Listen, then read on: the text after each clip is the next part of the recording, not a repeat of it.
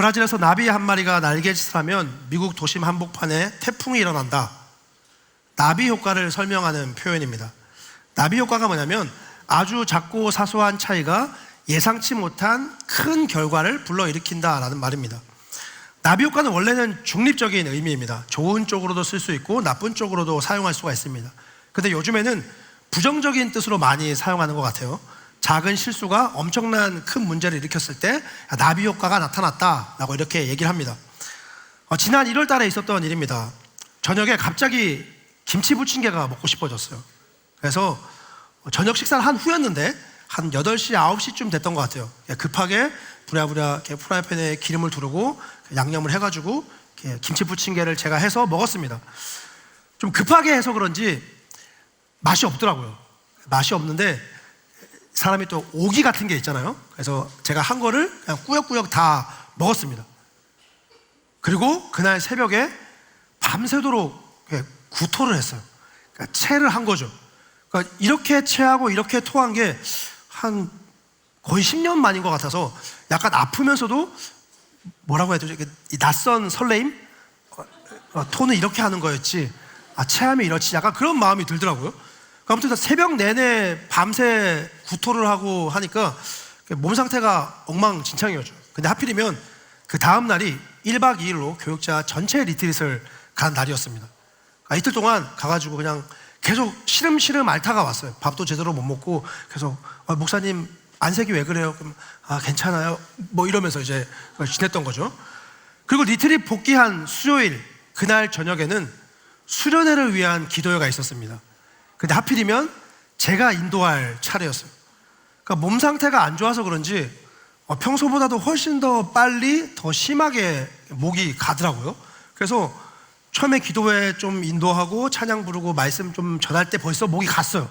그래가지고 그 다음 기도회부터는 이경호 목사님한테 도저히 안 되겠다, 바꿔달라 해가지고 교체를 했습니다. 그리고 그 다음 날은 청소년부 겨울 수련회가 있었어요. 그때까지도 몸 상태가 회복이 안 됐죠. 왜냐하면 계속 스케줄이 이어지니까. 근데 그 와중에 선발 때였습니다. 그래가지고 아침 일찍 출발했어요. 그 베이스 캠프 가는 길 아시죠? 끝부분에 꼬부락 길. 운전을 하는데도 커브를 틀 때마다 막 속이 울렁거리는 거예요. 그래서 쌤들한테 잠깐 내려서 좀 쉬었다 가면 안 될까요? 라고 말하고 싶었지만 쉬면은 선발대로 출발하는 의미가 없잖아요. 그래서 혼자 계속 막 호흡을 이렇게 가다듬으면서 마치 임산부처럼 이렇게 하면서 이제 속을 달래가지고 겨우겨우 도착을 했어요. 이렇게 수련회 장소에 도착하니까 이제 그날 저녁에 집회 설교가 있는데 집회 설교가 걱정되는 거예요. 과연 내가 이 몸 상태로 집회를 계속 할 수 있을까? 컨디션이 안 좋으니까 이제 수련회까지 영향을 미치게 된 거죠. 급하게 먹은 부침개 하나, 그 하나가 그 다음의 일정까지 영향을 엄청나게 끼치는 겁니다. 이게 나비 효과입니다. 어떻게 보면 우리의 인생 전체가 나비 효과 그 자체라고 해도 과언이 아닙니다. 사소한 말 한마디, 대수롭지 않게 했던 행동, 대충 성급하게 내렸던 결정, 이런 것들이 모이고 모여서 나중에 어떤 결과를 불러일으킬지 아무도 모릅니다. 자그마한 날개짓이 큰 폭풍이 되어서 돌아올 수도 있는 겁니다. 야곱은 아브라함의 손자이자 이삭의 쌍둥이 둘째 아들입니다. 정말 간발의 차이로 형 에서가 먼저 태어났습니다. 야곱은 에서가 가지고 있는 장자로서의 권한, 이걸 장자의 명분이라고 하는데, 장자의 명분을 너무나도 탐냈습니다. 왜냐하면 그 당시에 장자의 명분은 너무 막강한 권한이었습니다. 첫째 아들은, 맏아들은 무조건 다른 형제들보다 아버지의 유산을 2배로 물려받았기 때문입니다. 그러니까 형제가 둘이면 첫째는 아버지의 재산의 75%를 가지는 거예요. 형제가 셋이면 첫째가 50, 나머지 50을 가지고 둘이서 알아서 하는 거예요. 만약에 형제가 10이다, 그래도 마찬가지입니다. 첫째는 무조건 50을 가져가고 나머지 50 가지고 9명이 나눠 가지든 말든 알아서 하는 거예요. 그래서 야곱은 하루 이틀 차이도 아니고 1년 2년도 아니고 1분 2분 차이로 둘째로 태어났기 때문에 내가 장자가 되지 못한 것에 대한 열등감, 그런 컴플렉스 같은 게 있었던 모양이에요. 그래서 틈만 나면 에서로부터의 장자권을 뺏어보려고 애를 썼습니다. 하지만 그런다고 해서 장자권이 뺏기는 게 아닌데, 그런데도 장자권을 탐냈기 때문에 장자권을 차지하라고 했어요. 그러다가 결국에 큰 사고를 치고 맙니다. 어떤 사고를 치냐면, 아버지를 속이고 에서인 척해서 아버지로부터 그 장자의 축복 기도를 받는 겁니다. 형이 뒤늦게 이 사실을 알고 이를 바득바득 깔면서 내가 이 야곱 이 자식을 죽여버리겠다, 내가 없애버리겠다, 이렇게 선언을 하게 됩니다. 그래서 그날부터 야곱이 형 에서의 눈을 피해서 삼촌 라반의 집으로 도망가게 됩니다. 그래서 그때부터 삼촌 라반의 집에서 살게 되는데, 처음 한 달 동안에는 삼촌과 조카 관계니까 삼촌 라반이 좀 부드럽게 대해줬습니다. 그냥 소일거리, 심부름, 자질구레한 일이나 좀 시키면서 같이 식사도 하고 잘 지내는데, 이제 한 달쯤 되니까 삼촌 라반이 이렇게 제안을 합니다. 그래서 조카가 우리 집에 왔는데 언제까지 그냥 이런 자질구레한 일만 할 수 없지 않냐, 너도 이왕 우리 집에 온 김에 같이 일 도우면서 좀 네 재산도 증식하고 돈도 모아라, 그러니까 임금 협상을 하자라고 얘기를 합니다. 그 말을 듣고 야곱이 곰곰이 생각하다가 좋습니다, 삼촌과 임금을 협상하겠습니다 라고 하면서 이렇게 말합니다. 삼촌의 둘째 딸 라헬을 저에게 시집 보내주십시오. 제가 삼촌의 딸 라헬을 아내로 맞이할 수 있도록 해주십시오. 그럼 제가 7년 동안 일하겠습니다. 약속을 합니다. 그러니까 라반이 듣고 보니까 괜찮은 제안이에요. 왜냐하면 성인 남성을 7년 동안 월급 한 푼 안 주고 일을 시킬 수 있는 거잖아요. 그러니까 노동력이 절감되는 거죠. 공짜로 일을 시키는 거예요. 또 야곱 입장에서도 빈털터리로 삼촌 집에 와가지고 돈 한 푼 안 들이고 신부를 얻을 수 있다, 그게 괜찮은 것 같은 거예요. 그러니까 둘이 그래 좋다, 그렇게 하자라고 해서 일을 시작합니다. 7년 어떨까요? 긴 시간인가요? 짧은 시간인가요? 중1 친구 같으면 인생의 2분의 1이죠. 상당히 긴 시간입니다. 군대 요즘 1년 반 정도인데 1년 반도 되게 길게 느껴지는데 7년이면 어마어마하게 긴 시간이죠. 그러니까 세월이 흐르고 흘러서 7년이 됐습니다. 이제 야곱은 라헬을 맞이하려고 막 잔뜩 기대에 부풀어 있었어요. 근데 삼촌이 둘째 딸 라헬이 아니라 첫째 딸 레아를 먼저 시집 보내버린 거예요. 그래서 야곱이 열받아가지고 이게 뭐냐, 왜 이렇게 한 거냐 하니까 삼촌이 말도 안 되는 핑계를 댑니다. 우리 지역에서는, 우리 마을에서는 동생을 먼저 시집 보내는 법이 없다. 무조건 첫째가 먼저 시집 가고 그 다음에 둘째가 시집 가야 된다. 근데 여러분 아실런지 모르겠는데 우리 한국 사회에서도 불과 한 20년, 30년 전만 해도 이런 문화가 있었습니다. 마지가 먼저 시집 가고 그 다음 시집 장가 가야 되는 그런 암묵적인 룰이 있었어요. 그래서 라반이 그 얘기를 하는 겁니다. 첫째가 먼저 시집 가야 돼. 그러니까 야곱이 어이가 없죠. 그럼 어떡하냐 하니까 삼촌이 얘기하는 겁니다. 7년 더 일해. 그러면 라헬도 줄게. 그럼 어떻게 하시겠어요? 야곱이 삼촌하고 맞서 싸우려니까 힘이 없습니다. 가진 게 없고 인맥도 없고 맞설 만한 게 없어요. 그렇다고 레아로 만족하자니 나는 라헬을 얻기 위해서 7년 일했는데 너무 아깝잖아요. 그래서 어쩔 수 없이 울며 겨자 먹기로 그나마 7년 더 일하고 라헬까지 얻는 게 낫겠다 해서 7년 더 일을 하게 됩니다. 우리말 성경에 보면 이렇게 표현하고 있습니다. 그렇게 해서 야곱이 라헬과도 결혼했습니다. 야곱은 레아보다 라헬을 더 사랑했습니다. 그가 라반을 위해 다시 7년을 더 일했습니다. 이렇게 해서 야곱은 레아와 라헬 두 여자를 아내로 맞이하게 됩니다. 장자의 명분을 탐낸 게 시작이었는데 그게 두 아내를 맞이하는 결과로 이어질 줄 누가 알았겠습니까? 근데 여기서 끝이 아니에요. 야곱의 이 두 아내가 나비 효과를 또 일으킵니다. 레아와 라헬이 이 야곱의 가정에 거대한 소용돌이를 일으키는데 첫 번째는 차별입니다. 야곱이 라헬을 얻기 위해서 무려 14년을 일했습니다. 마침내 라헬을 아내로 맞이하게 됐을 때는 아마 여러 가지 벅찬 감정이 있었을 거예요. 첫 번째는 사랑이겠죠. 라헬을 사랑했으니까 그 아내로 맞이하니까 엄청 좋았겠죠. 두 번째는 일종의 성취감, 드디어 이뤘다 이런 것도 있을 거예요. 그래서 아마 라헬과 야곱 이 두 사람은 마냥 꽁냥꽁냥 너무 좋았을 거예요. 보기만 해도 사랑스럽고 예쁘고 막 얼마나 좋았겠어요.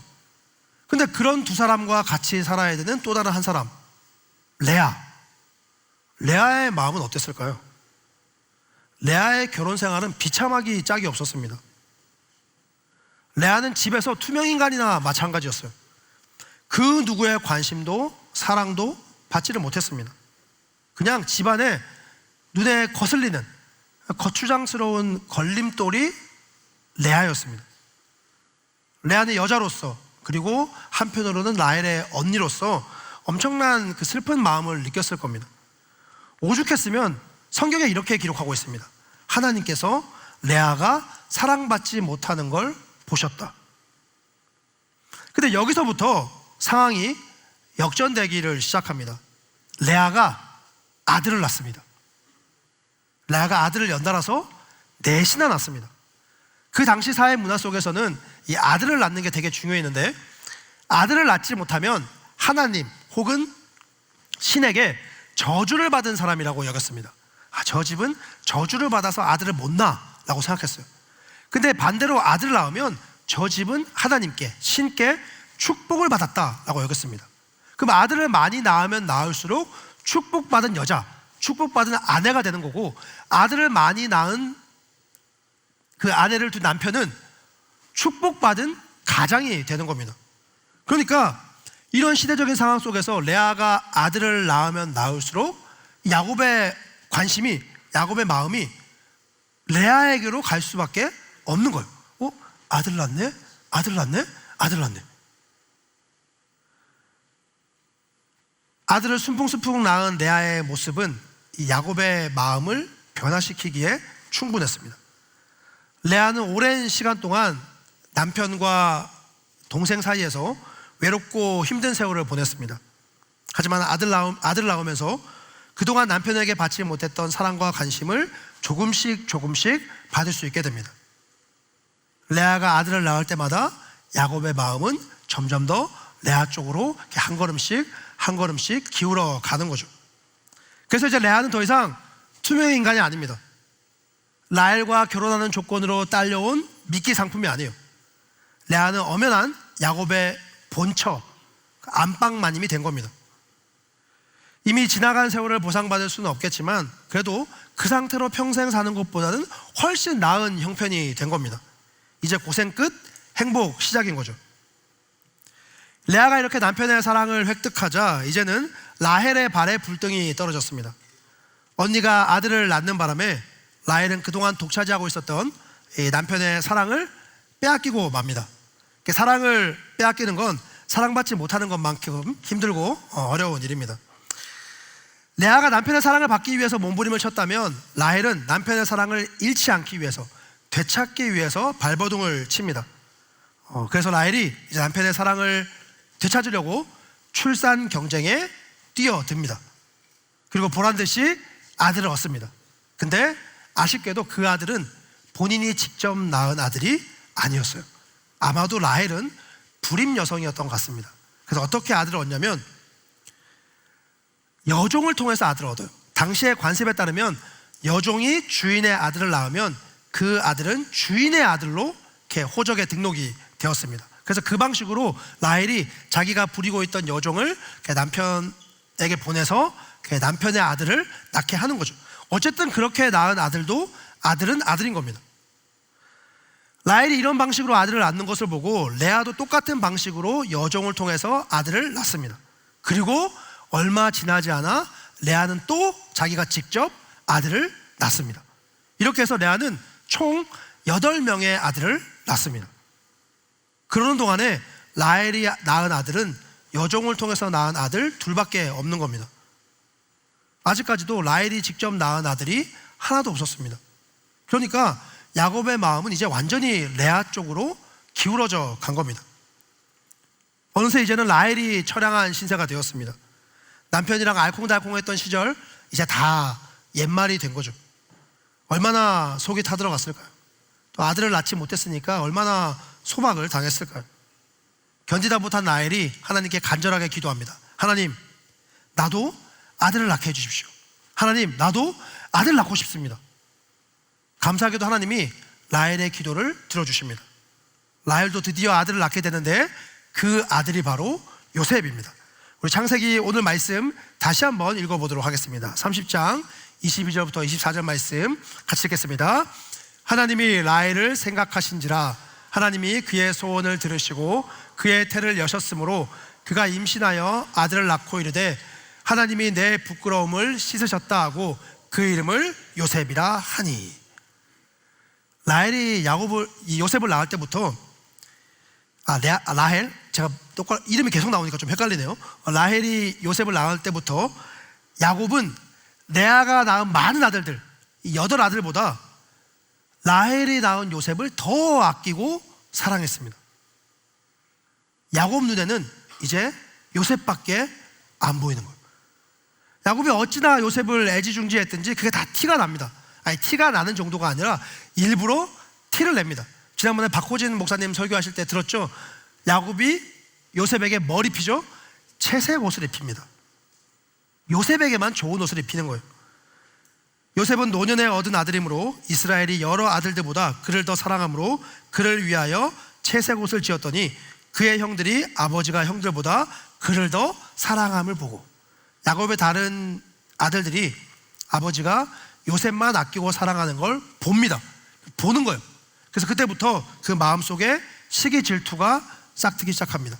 근데 그 와중에 요셉은 좀 눈치 없이 개념 없이 행동을 하죠. 그래서 그걸 보고 형들이 더 열받아서 요셉을 지나가는 상인에게 노예로 팔아버립니다. 그리고 그 상인들이 요셉을 다시 애굽의 노예로 팔아 넘깁니다. 탐심, 속임수, 원한, 도주, 또 속임수, 두 아내, 차별, 경쟁, 편애, 불화, 마지막 노예. 야곱부터 시작해서 레아와 라헬, 그리고 야곱의 아들들이 일으킨 이 나비 효과는 온통 부정적인 것으로 가득합니다. 시작이 나빠서 그랬을까요? 그 과정도 지금 결과도 계속 나빠지고 있습니다. 이 나비 효과의 종착지는 과연 어디일까요? 지금까지도 이렇게 엉망진창이고 문제투성이인데 그 끝은 얼마나 더 비극적이고 끔찍한 일이 일어나게 될까요? 이후에 요셉의 인생은 이렇게 전개됩니다. 바로가 또 요셉에게 이르되 애굽 전국을 총리로 다스리게 하였더라. 애굽 왕 바로가 요셉을 애굽의 총리로 임명합니다. 형들에게 미움을 받아서 종으로 팔려갔던 요셉이 애굽의 총리가 된 겁니다. 당대 최고의 권력자 자리에 오른 겁니다.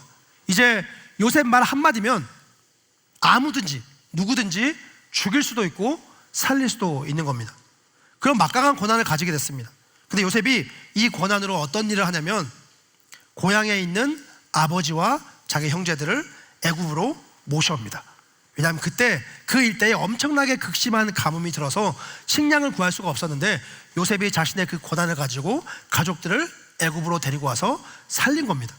그리고 애굽의 아주 좋은 땅, 아주 비옥한 땅을 그 아버지 가족들에게 줍니다.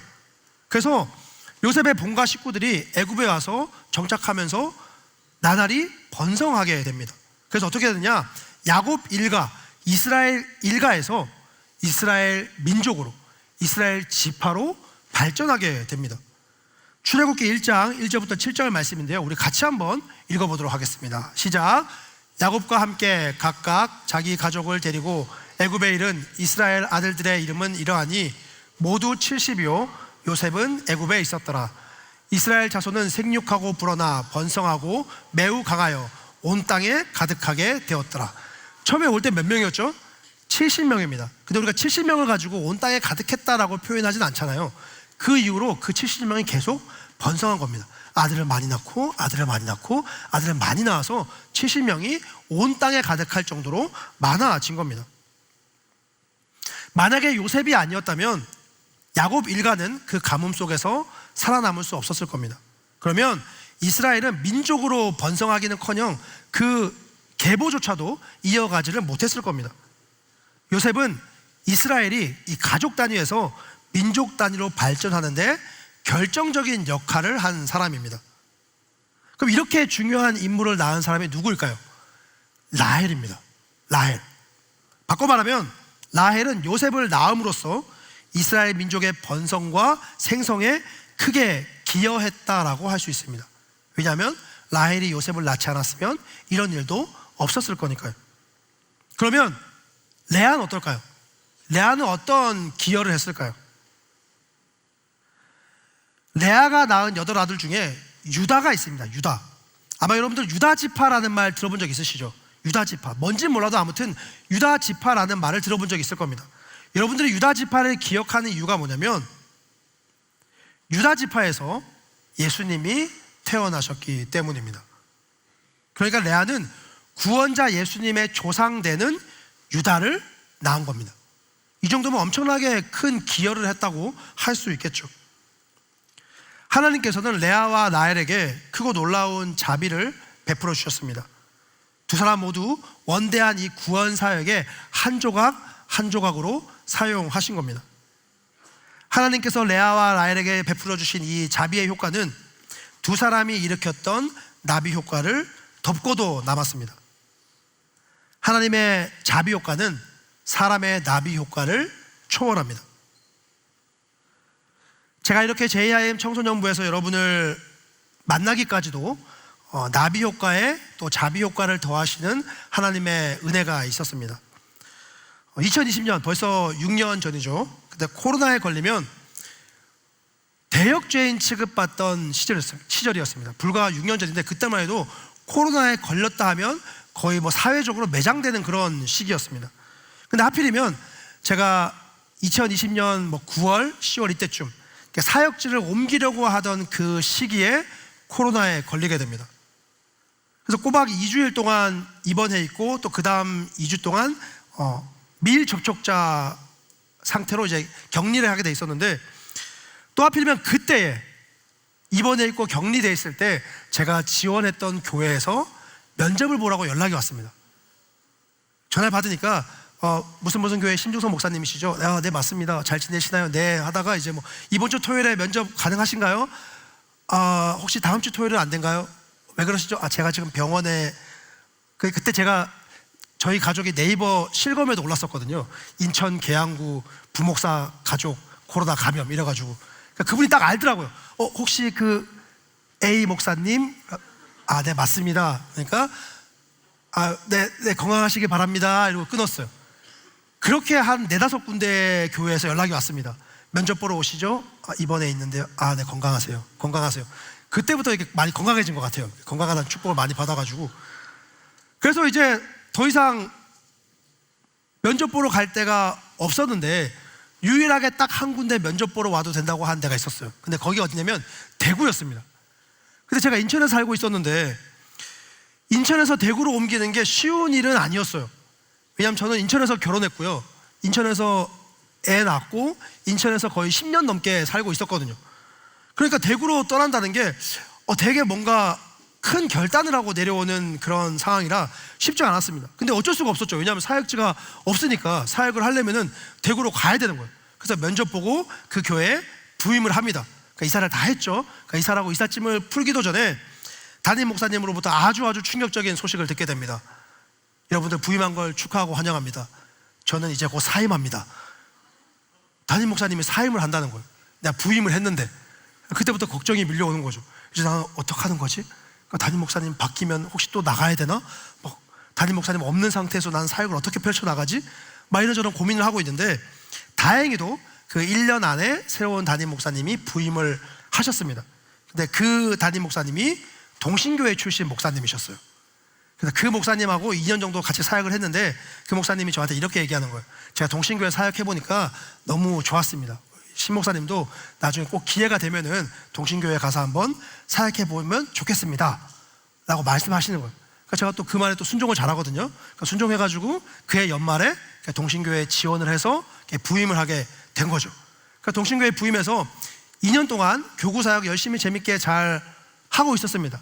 그러니까 2년이 거의 다 차갈 때에 청소년부 디렉터 목사님이 사임을 하시게 된 거예요. 그러면서 그 자리에 누구를 보내면 좋을까 이렇게 하다가 담임 목사님이 심준호 목사님이 가서 좀 사역을 펼쳐주십시오 라고 해가지고 제가 이렇게 오게 된 겁니다. 이 많은 연결고리 중에서 어디 한 부분 아무 때나 딱 끊잖아요? 그럼 못 만나는 거예요. 처음을 끊어도 못 만나고 마지막을 끊어도 만날 수가 없는 겁니다. 그러니까 우리가 이렇게 만나는 아주 단순한 사건 하나조차도 수많은 나비 효과의 연결고리 끝에 또 하나님께서 자비 효과를 발휘하셔서 이렇게 만남이 이루어지게 하는 겁니다.